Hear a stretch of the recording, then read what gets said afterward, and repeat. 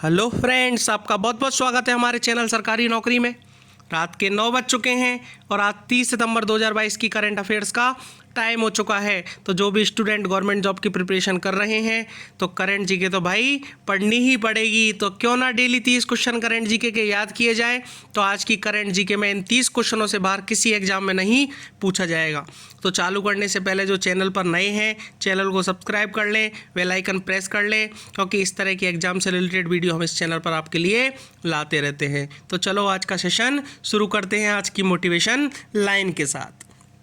तो आज रास्ता बना लिया है तो कल मंजिल भी मिल जाएगी। आज रास्ता बना लिया है तो कल मंजिल भी मिल जाएगी। हौसलों से भरी यह कोशिश एक दिन ज़रूर रंग लाएगी। इसका मतलब ये है कि यदि आपने रास्ता बना लिया है अपना तो मंजिल ज़रूर मिलेगी, और हौसला है आपके अंदर तो ये जो कोशिश है आपकी एक दिन ज़रूर रंग लाएगी। आप सभी गवर्नमेंट जॉब में एंटर कर जाओगे। तो चलो बात करते हैं आज के फर्स्ट क्वेश्चन के साथ। तो भाई नोटबुक लेके बैठना, पेन साथ में रखना और सारी चीज़ें नोट करना, क्योंकि स्क्रीनशॉट से काम नहीं चलेगा। क्योंकि क्वेश्चन के साथ साथ मैं जो इंपॉर्टेंट चीज़ है इनसे रिलेटेड वो भी साथ में बताता रहूँगा, तो आप नोट करते रहे वीडियो को पॉज करके। तो क्वेश्चन नंबर फर्स्ट पे अपन बात करें तो हाल ही में किस देश ने यूक्रेन को $60 करोड़ के हथियार पैकेज देने की घोषणा की है। जैसा कि आपको पता है रूस और यूक्रेन का जो अब तक युद्ध चल रहा है, तो अमेरिका यूक्रेन के साथ है एक तरह से। तो अमेरिका ने घोषणा भी की है कि $60 करोड़ के हथियार देगा। ठीक है ना, किसने की है? अमेरिका ने की है। कितना? $60 करोड़ के हथियार यूक्रेन को पैकेज में देगा। ये फर्स्ट क्वेश्चन है। सेकंड क्वेश्चन की अपन बात करें तो किसने हाल ही में Ambedkar and Modi reforms ideas performs implementation नामक पुस्तक लिखी है? तो इसका आंसर है इलैया राजा। क्या नाम है? इलैया राजा। ये जो इलैया राजा हैं ये लेखक हैं और इनका जन्म 2 जून 1943 को हुआ था। करेंट में इनकी जो एज है 79 ईयर्स के हैं, और एक जगह है तमिलनाडु में पनईपुरम, ठीक है ना, वहाँ पर इनका जन्म हुआ था। ठीक है, और भारतीय फिल्मों में ये संगीतकार भी हैं, गीतकार भी हैं और गायक भी हैं। और मुख्यतः जो दक्षिणी भाषा की जो फिल्में हैं उनमें इन्होंने संगीत दिया है, और कम से कम 6000 से अधिक गीतों की रचना करी है, और 20,000 से अधिक कॉन्सर्ट में इन्होंने भाग लिया है। इन्हें ईसाई ज्ञानी भी कहा जाता है। क्या कहा जाता है? ईसाई ज्ञानी। जो ये नाम दिया है ना इलैया राजा, इसको ईसाई ज्ञानी भी कहा जाता है। संगीत ज्ञानी के उपनाम से भी इसको जाना जाता है। ठीक है, संगीतकार, गीतकार, गायक भी हैं, और दक्षिणी भाषाएं हैं जो भी, उनमें सभी फिल्मों में इन्होंने मैक्सिमम संगीत दिया है अपना, और 6000 से अधिक गीतों की रचना भी करी है, और 20,000 से अधिक कंसर्ट में इन्होंने भाग भी लिया है। ठीक है, और अभी दक्षिणी भारतीय संगीत के जो ये दिग्गज हैं, ठीक है, इन्होंने अपनी जो किताब लिखी है उसकी जो प्रस्तावना लिखी है, किताब कौन सी लिखी है? Ambedkar and Modi reforms ideas performs implementation. ठीक है, तो इस किताब में इन्होंने जो प्रधानमंत्री अपने नरेंद्र मोदी जी हैं इनकी तुलना जो की है वो डॉक्टर भीमराव अंबेडकर से की है। ठीक है ना, डॉक्टर भीमराव अंबेडकर से की है। और एक चीज़ और बताई है इन्होंने कि जो ये पुस्तक है अंबेडकर के दृष्टिकोण से और अलग अलग क्षेत्रों में काम करने के लिए जो एक प्रयास है कि कैसे प्रधानमंत्री जो अपने नरेंद्र मोदी जी हैं वो नया भारत अंबेडकर के आदर्शों में बना रहे हैं, तो इस तरह से उसको डिजाइन किया है और बताया गया है। तो ये आज का क्वेश्चन नंबर सेकंड कंप्लीट। अब अपन बात करें थर्ड नंबर के क्वेश्चन पे। तो हाल ही में कहाँ उभरते कानून मुद्दों पर सम्मेलन का उद्घाटन हुआ है? तो कौन सी जगह है? राजस्थान में हुआ है। ठीक है ना, राजस्थान में अभी करंट में उभरते कानून मुद्दों का सम्मेलन हुआ था और वहाँ पर उसका उद्घाटन भी हुआ है। ठीक है, इसके बाद फोर्थ नंबर पे बात करें तो कहाँ के वैज्ञानिकों ने, कौन सी जगह के वैज्ञानिकों ने टीबी का वैक्सीन देने के लिए नई विधि को तैयार किया है? टीबी का वैक्सीन देने के लिए नई विधि किसने तैयार की है? तो ये है IISc बंगलुरु। ठीक है ना, IISc का मतलब क्या होता है? The Indian institute of science. क्या होता है? Indian institute of science. इसे हिंदी में क्या बोलते हैं? भारतीय विज्ञान संस्थान। भारतीय विज्ञान संस्थान। और इसकी जो शुरुआत हुई थी वो 1909 में हुई थी। कब हुई थी, नोट कर लेना एक एक पॉइंट। इसकी शुरुआत कब हुई थी, स्थापना कब हुई थी, 1909 में हुई थी। और किसने की थी, जे.एन. टाटा ने की थी। किसने की थी, लिख लेना, जे.एन. टाटा ने, ठीक है ना। और तभी से यह अनुसंधान और शिक्षा का एक बहुत इंपॉर्टेंट क्या है, संस्थान है, ठीक है ना। कौन कौन से के लिए, अनुसंधान और शिक्षा का, ठीक है ना। और इसमें अभी करंट में अब तक जो रिकॉर्ड बताया था उसमें 2000 से अधिक सक्रिय शोधकर्ता विज्ञान और प्रौद्योगिकी के लगभग सभी प्रमुख क्षेत्रों में काम कर रहे हैं, ठीक है ना। कम से कम 2000 से अधिक सक्रिय है अभी, ठीक है ना। तो ये है IISc बंगलुरु, और इन्होंने ही अभी टीबी का जो वैक्सीन है उसको बनाने की नई विधि तैयार की है और उसको एम्प्लीफाई भी किया जाएगा। इसके बाद अपन नेक्स्ट क्वेश्चन पे चले कि अभी करंट में कौन भारत के 76वें शतरंज ग्रैंड मास्टर बने हैं। 76वें 76 शतरंज ग्रैंड मास्टर, तो इसका आंसर है प्रणव आनंद। कौन, प्रणव आनंद, ठीक है। प्रणव आनंद ने क्या किया है, अभी जो शतरंज ग्रैंड मास्टर बने हैं 76वां, इन्होंने जो अपना जो ये खेल होता है ना शतरंज का, इसमें सबसे टॉप पर इनका नाम आया है। और विश्व युवा शतरंज जो चैंपियनशिप है उसके ये हेड हैं और इन्होंने अपना नाम उसमें दर्ज कराया है, ठीक है ना। ये कोई दिक्कत नहीं होनी चाहिए यहाँ तक। और इन्होंने जो चैंपियनशिप हुई थी इसमें कम से कम 2500 एलो मार्क को पार किया है, ठीक है ना। कितने को, 2500, 2500 एलो मार्क को कंप्लीट किया है। और 15 वर्षीय ने जो GM खिताब के लिए जो अन्य योग्यता पूरी की थी उसका भी खिताब इन्होंने अर्जित किया है, ठीक है ना। तो ये क्वेश्चन नंबर 6 है। क्वेश्चन नंबर 7 की अपन बात करें तो हाल ही में काकडू 2022 सैन्य अभ्यास किस देश की नौसेना द्वारा आयोजित किया गया है। करंट में जो काकडू 2022 सैन्य अभ्यास हुआ है ना, उस किस देश की नौसेना के द्वारा आयोजित किया गया है, तो इसका आंसर है ऑस्ट्रेलिया। ऑस्ट्रेलिया की सेना है काकडू 2022 सेना अभ्यास, इन्होंने नौसेना, इनकी ऑस्ट्रेलिया की जो नौसेना है उसने अभी कंप्लीट किया है। एक्चुअल में बात करें तो जो रॉयल ऑस्ट्रेलियन नेवी है, इनको नाम से बोलते हैं नौसेना को, ऑस्ट्रेलिया की जो नौसेना है उसको बोला जाता है रॉयल ऑस्ट्रेलियन नेवी, ठीक है ना। इन्होंने अभी 27 सितंबर 2022 है ना, उस दिन बहुराष्ट्रीय जो अभ्यास है काकडू 2022 इसको पूरा करने की घोषणा की थी अभी करंट में, ठीक है ना। और यह अब तक का सबसे बड़ा अभ्यास था, सबसे बड़ा क्या था, प्रैक्टिस थी ये, ठीक है ना। और जिसमें कितने देश शामिल हुए, 22 देश। कितने जहाज, 15 जहाज। विमान कितने थे, 34 विमान। और 3000 से अधिक लोग थे, कर्मी थे, ठीक है ना। 22 देश, 15 जहाज, 34 विमान और 3000 से अधिक क्या थे, कर्मियों ने ये पूरा कंप्लीट किया है काकडू 2022। इसके बाद अपन नेक्स्ट क्वेश्चन पे चलते हैं 8th नंबर पे।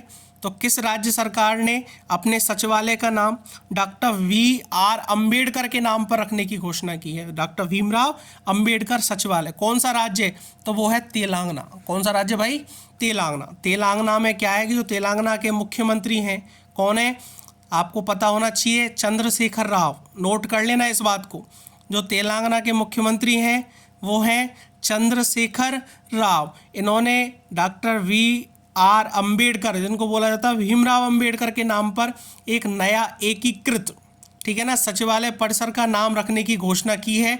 और राज्य भर में इसका जश्न भी मनाया है, ठीक है ना। राज्य भर में क्या किया, इसका जश्न भी मनाया है। और वहाँ के जितने भी राजनीतिक दल हैं उन सबके नेताओं ने इस तेलंगाना सरकार के इस फैसले का स्वागत करते हुए इसे संविधान का जो पिता हैं डॉक्टर भीमराव अम्बेडकर, इनको एक तरह से उचित श्रद्धांजलि देना बताया है, ठीक है ना। मुख्यमंत्री कौन है, चंद्रशेखर राव हैं। क्लियर है यहाँ तक? यहाँ तक कोई डाउट हो तो आप कमेंट कर सकते हैं। और उम्मीद है कि आप कंटिन्यू वीडियो मेरी देख रहे होंगे। सारे टॉपिक मैं कवर कर रहा हूँ कॉन्स्टिट्यूशन के, तो आप वहाँ भी जाके देखें। अपना जो पॉलिटी है इंडिया का और जनरल साइंस के भी क्वेश्चन मैंने डाले हुए हैं, ठीक है। तो अपन चलते हैं अब नेक्स्ट क्वेश्चन 9 पे। तो हाल ही में स्वाति पीरामल, समझना ध्यान से, स्वाति पीरामल को किस देश के सर्वोच्च नागरिक सम्मान से नवाजा गया है, तो है फ्रांस, ठीक है ना। फ्रांस है, उस देश ने स्वाति जो पीरामल है इनको सर्वोच्च नागरिक सम्मान से नवाजा गया है, ठीक है ना। अब एक्चुअल में जो ये स्वाति अजय पीरामल इनका नाम है, क्या है, स्वाति अजय पीरामल, ठीक है ना। ये एक तरह से भारतीय वैज्ञानिक और उद्योगपति हैं बहुत बड़े, ठीक है, भारतीय वैज्ञानिक और उद्योगपति हैं, लेकिन सार्वजनिक स्वास्थ्य और नवाचार पर ध्यान केंद्रित करते हुए इन्होंने स्वास्थ्य सेवा में बहुत योगदान दिया है अपना, ठीक है ना, स्वास्थ्य सेवा में योगदान दिया है। और जो पीरामल ग्रुप है ना, पीरामल ग्रुप का भी नाम सुना होगा, क्या होता है मैं बता दूंगा अभी। पीरामल जो ग्रुप होता है उसके 22 चेयरपर्सन भी हैं। कौन है? 22 चेयरपर्सन। पीरामल ग्रुप क्या है? जो ये अपनी फार्मास्यूटिकल की जो कंपनी है, ठीक है, वित्तीय जो भी सेवाएं हैं, रियल एस्टेट है और जो ग्लास पैकेजिंग है, ठीक है ना, इसमें रुचि रखने वाला एक बहुत बड़ा औद्योगिक है, व्यावसायिक समूह है, ठीक है ना। कौन कौन सी? फार्मास्यूटिकल्स, वित्तीय सेवाओं, रियल एस्टेट और ग्लास पैकेजिंग, इनको देने वाला। और इसका 22 चेयरमैन है स्वाति अजय पीरामल, जो भारतीय वैज्ञानिक और उद्योगपति हैं, ठीक है ना। जो अपने पीरामल हैं, इन्होंने 2012 में, ठीक है, 2012 में जो भारत के राष्ट्रपति थे उस टाइम, उनके द्वारा विज्ञान और प्रौद्योगिकी व्यवसाय में उनके योगदान के लिए, ठीक है ना, किसमें? विज्ञान और प्रौद्योगिकी व्यवसाय में योगदान के लिए भारत के सर्वोच्च नागरिक सम्मानों में से एक पद्म श्री को भी सम्मानित किया गया था इनको, ठीक है ना। इनको पद्म श्री भी अवार्ड मिला हुआ है। और इन्होंने जो भारत के अपेक्स चैम्बर ऑफ कॉमर्स है, ठीक है ना, अपेक्स चैम्बर ऑफ कॉमर्स की जो पहली महिला अध्यक्ष है उसके रूप में भी इन्होंने काम किया है, ठीक है ना। पहली महिला अध्यक्ष के रूप में भी काम किया है, लेडीज हैं, ठीक है, पहली महिला अध्यक्ष के रूप में भी काम किया है। पहले मैं गलत बोल गया था, लेडीज है, ठीक है ना, महिला अध्यक्ष के रूप में भी काम किया गया था, ठीक है। और हार्वर्ड बोर्ड ऑफ ओवरसियर के सदस्य हैं और हार्वर्ड बिजनेस स्कूल और पब्लिक हेल्थ के डीन के सलाहकार के रूप में भी कार्य करती हैं अभी फिलहाल में। जो हार्वर्ड यूनिवर्सिटी है तो हार्वर्ड बोर्ड ऑफ ओवरसियर के सदस्य भी हैं और हार्वर्ड बिजनेस स्कूल है और पब्लिक हेल्थ है उसके डीन के सलाहकार के रूप में ये क्या करती हैं? काम करती हैं, ठीक है। तो ये कहानी है किसकी? स्वाति अजय पीरामल। नोट करते रहना भाई, ठीक है ना, ये सारी चीज़ें मैं आप पहुँच करके नोट करते रहना, क्योंकि ये इंपॉर्टेंट है। मैं सारी चीज़ें आपको दिखा नहीं सकता, लेकिन आप नोट करते रहे, मैं बोल रहा हूँ इन चीज़ों को, ठीक है। इसके बाद में क्वेश्चन नंबर 10 पे अपन बात करें। आप सोच रहे होंगे कि मैं दिखा क्यों नहीं सकता, इसका रीज़न ये है कि यदि आपको मैं सामने लिख के दे दूँगा ये चीज़ें आपके सामने स्क्रीनशॉट पे, तो आप फिर नोट नहीं करोगे, और नोट नहीं करोगे जब तक फिर अच्छे से वो चीज़ समझ में भी नहीं आएगी। तो इसलिए साथ साथ में नोट भी करते रहें, मूवी की तरह ना देखें इसको। क्वेश्चन नंबर जो 10 है, किस राज्य सरकार ने हाल ही में महाराजा हरि सिंह की जयंती पर सार्वजनिक अवकाश घोषित करने की घोषणा की है, ठीक है ना। तो सबको पता होना चाहिए, यदि इंडियन पॉलिटिकल पढ़ी है अच्छे से, ठीक है, और नहीं पढ़ी है तो आप मेरे चैनल को देखें, चैनल पे बहुत सारी वीडियो मिलेगी आपको, ठीक है। तो जो जम्मू कश्मीर है, जम्मू कश्मीर के राजा हुए थे डोगरा शासक जिनको बोला जाता था, महाराजा हरि सिंह, बहुत चर्चा थी इनकी उस टाइम में, ठीक है। और 23 सितंबर जो अभी गया है, इसको सार्वजनिक अवकाश घोषित किया है जम्मू कश्मीर ने, ठीक है। और ये मांग बहुत टाइम से चल रही थी, लेकिन इस मांग के लिए सरकार ने एक नेगोशिएबल इंस्ट्रूमेंट एक्ट के तहत एक पैनल गठन किया था, और पैनल गठन करने के बाद में इसको घोषित कर दिया है कि 23 सितंबर को महाराजा हरि सिंह की जयंती, जो डोगरा शासक थे, इनकी छुट्टी मनाई जाएगी। इसके बाद में इम्पोर्टेंट चीज़, जो हरि सिंह थे महाराजा, इन्होंने जब भारत में विलय होना था और एक तरफ पाकिस्तान में विलय होना था, आज़ाद के बाद में, आज़ादी मिली थी उसके बाद में, तो उस टाइम उन्होंने पाकिस्तान के सामने अपना समझौता करना स्वीकार नहीं किया और पाकिस्तान के आगे झुके बिना भारत के साथ जो रियासत है जम्मू कश्मीर, उसका विलय भी किया, और इस योगदान को पूरा देश इसको स्वीकारता है, ठीक है ना। तो जो महाराजा हैं ये हरि सिंह जी हैं, इनकी 123वीं जयंती, ये कौन सी थी? 123वीं जयंती। इस दिन जम्मू कश्मीर में सरकारी अवकाश होगा आपसे, ठीक है ना। तो ये चीज़ है आपकी कि किस राज्य सरकार ने महाराजा हरि सिंह की जयंती पर सार्वजनिक अवकाश घोषित किया है, तो इसका आंसर है जम्मू कश्मीर। इसके बाद बात करें तो हाल ही में भारतवंशी शेफाली राजदान नीदरलैंड में किस देश का राजदूत नियुक्त किया गया है, ठीक है ना। क्या नाम है? शेफाली राजदान नीदरलैंड में किस देश का राजदूत नियुक्त किया है, तो इसका आंसर है अमेरिका, ठीक है ना। अमेरिका में इनको नियुक्त किया गया है। जहाँ पर इंपॉर्टेंट चीज़ लगती है मैं अपने आप बोल देता हूँ, उसको आप नोट कर लेना। जहाँ मुझे नहीं लगता कि कुछ आने लायक नहीं है, वहाँ में कोई दिक्कत नहीं है, आप नोट मत कीजिए, ठीक है। इसके बाद सेकंड क्वेश्चन की बात करें, ठीक है, तो अहमदाबाद जो मेडिकल कॉलेज है, इसका नाम हाल ही में बदलकर किसके नाम पर रखा गया है, तो अपने जो प्रधानमंत्री हैं नरेंद्र मोदी जी, उनके नाम पर जो अहमदाबाद मेडिकल कॉलेज था अब उसका नाम होगा नरेंद्र मोदी मेडिकल कॉलेज। ठीक है ना, नाम चेंज कर दिया है। इसके बाद अपन थर्ड क्वेश्चन पे चलें तो जो थर्ड क्वेश्चन है कि हाल ही में कौन सा देश एससीओ शिखर सम्मेलन 2022 की मेजबानी कर रहा है। ठीक है ना, तो अभी करंट में बात करें तो जो एससीओ शिखर सम्मेलन है 2022 का, ठीक है, एससीओ शिखर सम्मेलन जो 2022 का है, इसका जो आयोजन हुआ है वो जगह है उज्बेकिस्तान देश है अपना एक। ठीक है, उज्बेकिस्तान, उसके समरकंद में, कहाँ पे, उसके समरकंद में, तो वहाँ पर इसका आयोजन हुआ है। और समरकंद घोषणा पर जितने भी सदस्य राज्य हैं, ठीक है ना, उनके द्वारा हस्ताक्षर किए गए हैं। और भारत ने 2023 में, जो अभी 2023 आगे आएगा, उसमें एससीओ की अध्यक्षता संभाली है। ठीक है ना, किसकी अध्यक्षता संभाली है, एससीओ की। एक्चुअल में क्या होता है, ये एक संगठन है जिसको बोलते हैं अंतर सरकारी अंतर्राष्ट्रीय संगठन। ठीक है ना, इसको 2001 में बनाया गया था और ये स्थायी संगठन है। ठीक है, उसके बाद में 2002 में इसका चार्टर वर्ष पे हस्ताक्षरित किए थे और 2003 में इसको लागू किया था। ठीक है, 2001 में बनाया था और 2003 में इसको लागू किया था। एक्चुअल में जो यूरेशियाई राजनीतिक हैं और आर्थिक हैं और सैन्य संगठन है, और इनका जो लक्ष्य है केवल शांति, सुरक्षा और स्थिरता बनाए रखना।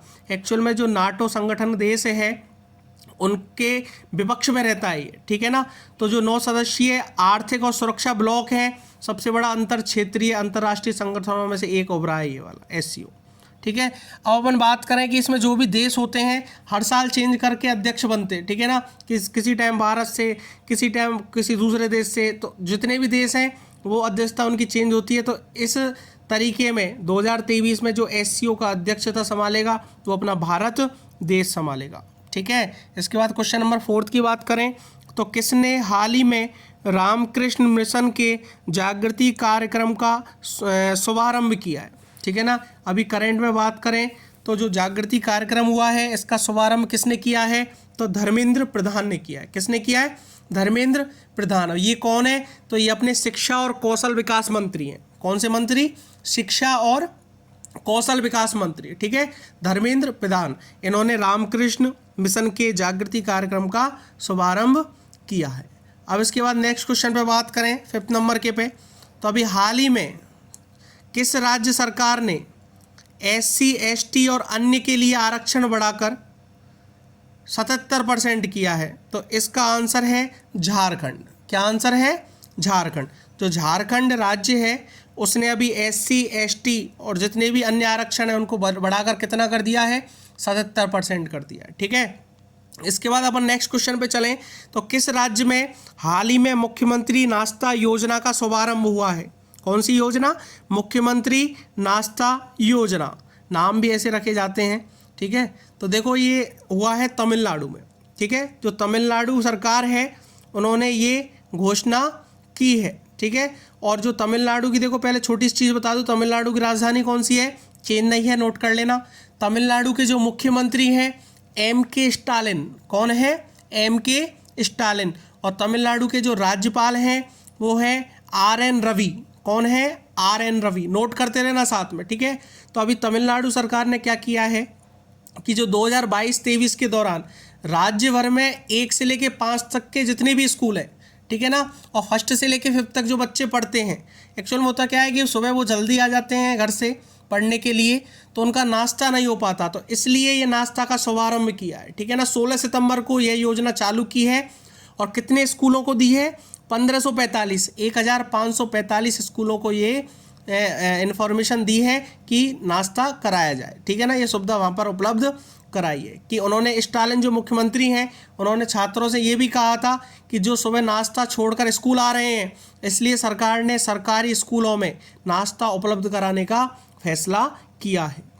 ठीक है ना, और पहला जो चरण है मुख्यमंत्री नाश्ता योजना का वो 1 से 5 तक के बच्चों को है, जिसमें 1.14, ठीक है ना, 1.14 लाख से अधिक बच्चे, मतलब 1,14,000 लाख से अधिक बच्चों को लाभान्वित करने के लिए ये योजना चालू की है। इससे क्या होगा कि जितने भी बच्चे हैं तो इस उत्सुकता में नाश्ता की वजह से स्कूल भी आएंगे, स्कूल की संख्या भी बढ़ेगी, ठीक है ना। और करेंट में ये केवल 1 से 5 तक के बच्चे में है। और इस योजना के अंतर्गत जो प्रतिदिन प्रत्येक विद्यार्थी का खर्च बताया गया है, प्रत्येक विद्यार्थी का, वो 12.75 रुपये है, ठीक है ना। कितना है? 12.75 रुपये है, ठीक है। और इसी कार्यक्रम में, यही कार्यक्रम जो हुआ था, इसमें एक पुस्तक का विमोचन भी किया गया था। इंपॉर्टेंट है, इसमें दे नहीं रखा क्वेश्चन, लेकिन मैं आपको बता दूं कि कार्यक्रम जो हुआ था ये लॉन्च का, इसमें एक पुस्तक का विमोचन भी किया था। वो है नूत रंडू कांडा कल्वी पुरातवी। वैसे चांसेस नहीं है क्वेश्चन पूछने के, फिर भी आप याद कर लो एक बार। नूत रंडू कांडा कल्वी पुरातवी ये नामक पुस्तक है, इसका विमोचन किया था, ठीक है ना। और ये सारी कहानी कहाँ हुई थी? तमिलनाडु में हुई थी। क्लियर। इसके बाद अपन नेक्स्ट क्वेश्चन 7 पे बात करेंगे। हाल ही में भारत का सबसे मूल्यवान ब्रांड कौन सा बना है? सबसे वैल्यूएबल ब्रांड कौन सा बना है? तो वो उसका आंसर है TCS।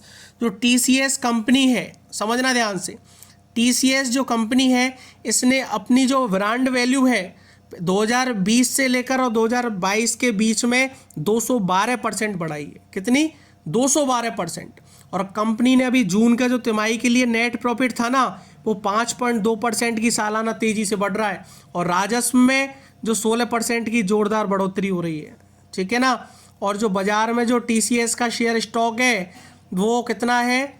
3111.90 रुपये पर ट्रेड कर रहा है, ठीक है। और ये कंपनी किसकी है? टाटा की कंपनी है। टाटा की इस कंपनी का परचम HDFC जो है ना, HDFC पहले वह था ब्रांड वैल्यू, HDFC को भी पछाड़ दिया है और भारत का सबसे वैल्यूएबल ब्रांड बना है, ठीक है। इसके बाद इसमें बात करें कि जो ये टाटा कंसल्टेंसी सर्विसेज, जिसको TCS बोला जाता है, ये जो वर्ड है अपना पूरा, इसकी दूसरी सबसे बड़ी मूल्यवान IT ब्रांड बन गई है। ये भी ध्यान रखना, वर्ल्ड की 2nd नंबर पे आ रही है, ठीक है। और टॉप जो 25 कंपनियां हैं उनमें TCS के अलावा 5 अन्य भारतीय कंपनियां भी शामिल है। जो टॉप 5 में अपन, टॉप 25 में अपन बात करें ना कि टॉप 25 कंपनियां कितनी है, ठीक है ना। तो टॉप 25 जो कंपनियां हैं उनमें से 5 भारतीय कंपनियां और हैं TCS के अलावा, मतलब टोटल 6 हैं, ठीक है। और जो टाटा कंसल्टेंसी सर्विसेज जो है TCS, ये इंडिया की 2nd और वर्ल्ड की 2nd और इंडिया की 1st, और इंडिया में इसने HDFC को भी पछाड़ा है। इसके बाद बात करें कि हाल ही में किसने साफ U17 खिताब जीता है? SAFF U17 खिताब जीता है, तो उसका आंसर है भारत, ठीक है ना। इतना याद रखें इसमें, ठीक है। 9th नंबर के क्वेश्चन पर अपन चलें तो किस देश की प्रधानमंत्री मैग्डेलेना एंडरसन ने हाल ही में इस्तीफे की घोषणा की है? कौन से देश की प्रधानमंत्री है जिन्होंने मैग्डेलेना एंडरसन ने, ठीक है ना, किस देश की प्रधानमंत्री मैग्डेलेना एंडरसन ने हाल ही में इस्तीफे की घोषणा की है? तो यह स्वीडन की प्रधानमंत्री हैं मैग्डेलेना एंडरसन, ठीक है। इन्होंने क्या किया है? इस्तीफा की घोषणा की है। इसके बाद नेक्स्ट क्वेश्चन पे बात करें तो अभी हाल ही में किसे नया वाणिज्य सचिव बनाया गया है? वाणिज्य सचिव किसे बनाया गया है, ठीक है ना। तो जो अभी 15 सितंबर को अपने जो देश में जो फेरबदल हुआ था अधिकारियों का, उसमें बहुत बड़ा फेरबदल किया गया, जिसमें सुनील बर्थवाल, कौन? सुनील बर्थवाल, इनको नया वाणिज्य सचिव नियुक्त किया है, ठीक है ना। कौन है नाम? सुनील बर्थवाल। कौन है? सुनील बर्थवाल। अब ये कौन है? तो ये बिहार कैडर के, कौन से कैडर के? बिहार कैडर के 1989 बैच के भारतीय प्रशासनिक सेवा IAS अधिकारी बर्थवाल हैं, ठीक है ना। कौन कौन से बैच के हैं ये? 1989 बैच के हैं और बिहार कैडर के, ठीक है ना।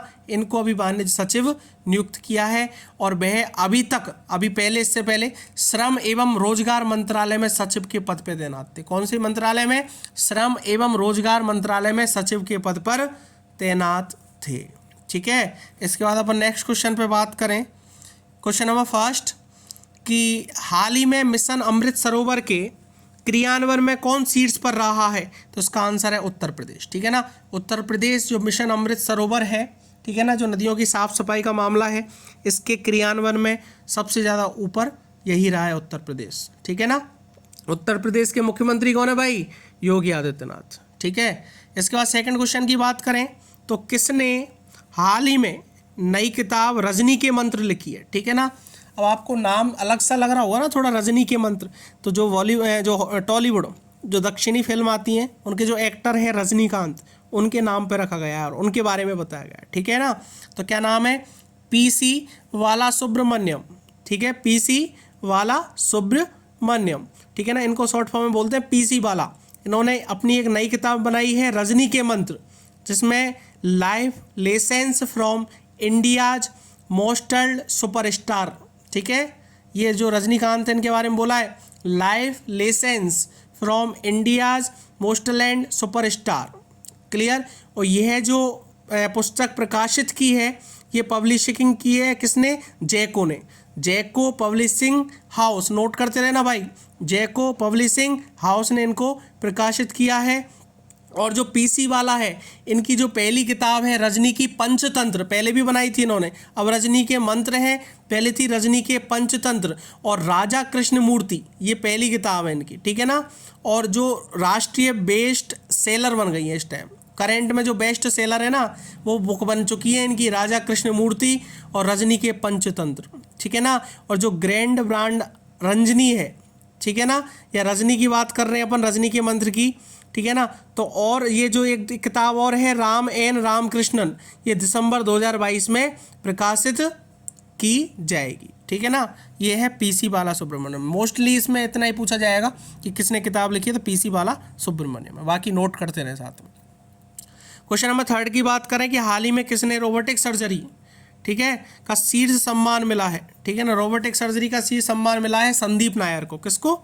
संदीप नायर, बेंगलुरु के डॉक्टर हैं संदीप नायर, ठीक है ना। और अमेरिका, भारत और स्पेन तीनों सर्जनों में शामिल हुए हैं, ठीक है।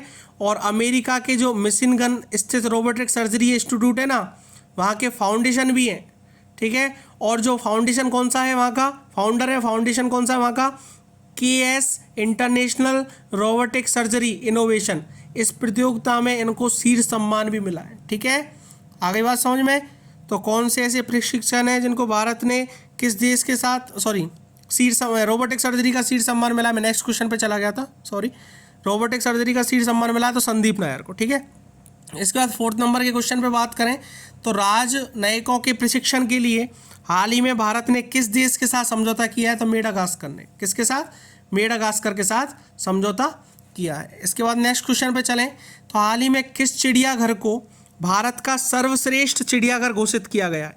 भारत का जो सर्वश्रेष्ठ चिड़ियाघर है वो कहाँ का घोषित किया है? तो दार्जिलिंग पश्चिम बंगाल का, ठीक है ना। दार्जिलिंग है पश्चिम बंगाल का, जो दार्जिलिंग चिड़ियाघर है उसको इन्होंने इस तरह से घोषित किया है। अभी दार्जिलिंग में जो स्थित है ये है पंजा नायडू हिमालयन जूलॉजी पार्क, ठीक है ना। इसको शॉर्ट फॉर्म बोलते हैं PNHJDP, क्लियर है। इसको देश का सर्वश्रेष्ठ चिड़ियाघर घोषित किया है, जबकि कोलकाता के अलीपुर चिड़ियाघर का चौथा स्थान मिला है। कोलकाता में और अलीपुर चिड़ियाघर, इसको चौथा स्थान मिला है। अपने जो देश भर में 150 चिड़ियाघर हैं, कितने हैं? 150 चिड़ियाघर हैं। तो अभी 10 सितंबर जो गया है इसमें भुवनेश्वर में चिड़ियाघर निदेशकों का सम्मेलन आयोजित किया गया था, ठीक है ना। और इसी दौरान केंद्रीय चिड़ियाघर प्राधिकरण ने देश भर के चिड़ियाघरों की रैंकिंग सूची जारी की थी, ठीक है ना। और सूची के अनुसार जो चेन्नई का अरिग्रार अन्ना पार्क है इसको दूसरा स्थान मिला है, और जबकि कर्नाटक का जो मैसूर में स्थित चामराजेंद्र जूलॉजिकल पार्क है, गार्डन है, इसको तीसरा स्थान मिला है। और पहला मिला है दार्जिलिंग चिड़ियाघर। दार्जिलिंग चिड़ियाघर के जो निदेशक हैं बसवराज होलेयाची हैं, ठीक है ना। बसवराज होलेयाची, अलग ही नाम है, थोड़ा नोट करते रहना लेकिन, ठीक है ना। बसवराज होलेयाची, ठीक है। और जो सबसे ज़्यादा प्रतिशत अंक मिले हैं इस दार्जिलिंग चिड़ियाघर को ही मिले हैं, और कितने मिले हैं? 83%। कितने मिले हैं भाई? 83% इनको मिले हैं। 6वें नंबर पे बात करें, किस देश के पूर्व एम्पायर असद रऊफ का निधन हाल ही में हुआ है? तो पाकिस्तान के। हर कोई जानता होगा जो क्रिकेट देखता होगा तो, ठीक है ना। पूर्व एम्पायर थे असद रऊफ, इनका निधन हुआ है पाकिस्तान के, ठीक है। इसके बाद हाल ही में कौन सा राज्य कन्नड़ भाषा को अनिवार्य करने के लिए कानून बनाएगा? तो कन्नड़ भाषा को अनिवार्य करने के लिए आप सोच लो नीचे का ही होगा कोई, कर्नाटक बनाएगा, ठीक है ना। किस राज्य सरकार ने हाल ही में न्यूनतम वेतन में 67% की वृद्धि की है, तो वो सिक्किम है। सिक्किम राज्य सरकार ने अभी करंट में न्यूनतम वेतन में 67% की वृद्धि की है। इंपॉर्टेंट क्वेश्चन बनता है, ध्यान रखना। और इससे पहले ऊपर वाला भी इंपॉर्टेंट है, कन्नड़ भाषा वाला भी, ठीक है ना। तो ये दोनों इंपॉर्टेंट क्वेश्चन यहाँ से बनते हैं। 9th नंबर का जो क्वेश्चन है, इसमें और कोई चीज़ इंपॉर्टेंट नहीं है, बस यही याद रखना, ठीक है। हाल ही में अखिल भारतीय राजभाषा सम्मेलन की मेज़बानी किसने की थी? तो अखिल भारतीय राजभाषा सम्मेलन हुआ था, उसकी जो मेज़बानी की थी सूरत में की थी, ठीक है ना। कहाँ पे की थी? सूरत ने की थी, ठीक है ना, और सूरत में हुआ था। क्लियर है। उसके बाद 10वां क्वेश्चन है कि विनेश फोगाट ने सर्बिया में विश्व कुश्ती चैंपियनशिप में कौन सा पदक जीता है? तो कांस्य पदक जीता है। कौन सा? कांस्य पदक, ये याद रखना, ठीक है ना। तो ये आज का लास्ट क्वेश्चन था, और जहाँ तक अच्छे से समझ में आया है तो चैनल को आप सब्सक्राइब कर लेना, बेल आइकन दबा लेना, वीडियो को लाइक कर लेना, और कोई डाउट रह गया है या कोई कमेंट करना है, किसी तरह से कोई सजेशन देना है या कोई चीज़ पूछनी है, तो आप कमेंट कर सकते हो। Thank you very much.